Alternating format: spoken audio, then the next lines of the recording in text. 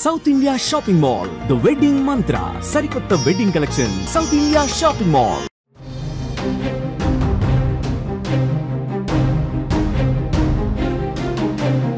ఏపీలో కూటమి ప్రభుత్వం మహిళలకు మరో కానుకల వర్షం కురిపించబోతోంది. ఇప్పటికే తల్లికి వందనం పథకం పేరుతో ప్రతి మహిళ ఖాతాలో 15,000 జమ చేయనుండగా మరో కొత్త స్కీమ్ను ప్రవేశపెట్టేందుకు చంద్రబాబు ప్రభుత్వం రెడీ అయింది.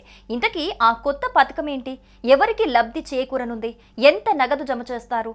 ఎవరు అర్హులు? వంటి వివరాలను ఇప్పుడు చూద్దాం.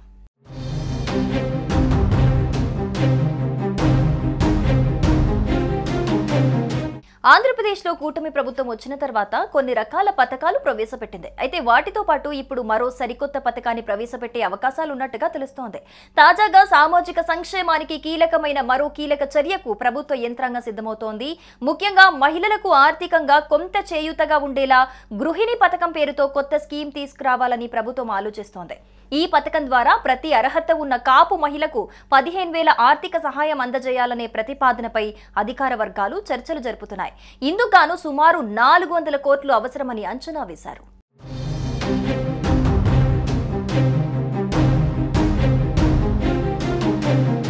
గృహిణి పథకం ప్రత్యేకంగా కాపు వర్గానికి చెందిన మహిళల కోసం రూపొందించబడనుంది. ఈ కొత్త పథకం ద్వారా కాపు సామాజిక వర్గానికి చెందిన గృహిణుల జీవితాల్లో వాస్తవిక మార్పు తీసుకురావాలని కూటమి ప్రభుత్వం లక్ష్యంగా పెట్టుకుంది. ఇక ఈ పథకం ద్వారా రాష్ట్ర వ్యాప్తంగా సుమారు 2.5 లక్షల కాపు మహిళలకు లబ్ధి చేకూరే అవకాశం ఉందని అంచనా వేస్తున్నారు. ప్రతి మహిళకు 15,000 చొప్పున ఇవ్వాలంటే మొత్తం 400 కోట్లు ఖర్చవుతుంది.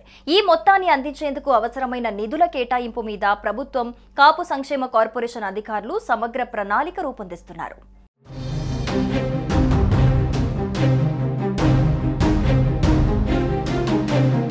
ఈ పథకానికి స్పష్టమైన అర్హత ప్రమాణాలుండేలా చూడాలని అధికారులు భావిస్తున్నారు.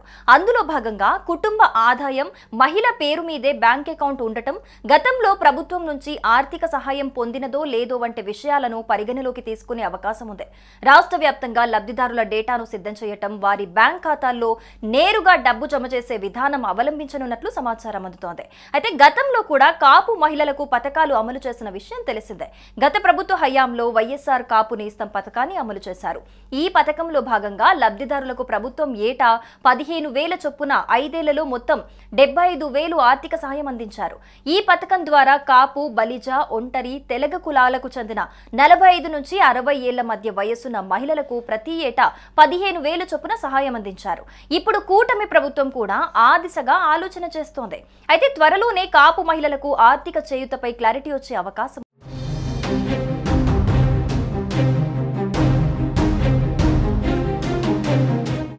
మొత్తంగా గృహిణి పథకం ద్వారా కాపు వర్గానికి చెందిన గృహిణులకు మరింత బలం లభించనుంది.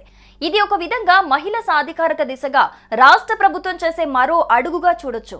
ఈ స్కీమ్ సజావుగా అమలైతే వేలాది మంది కుటుంబాలు దీనివల్ల లబ్ధి పొందుతాయి. త్వరలోనే దీనికి సంబంధించిన ఫుల్ క్లారిటీ రానుంది.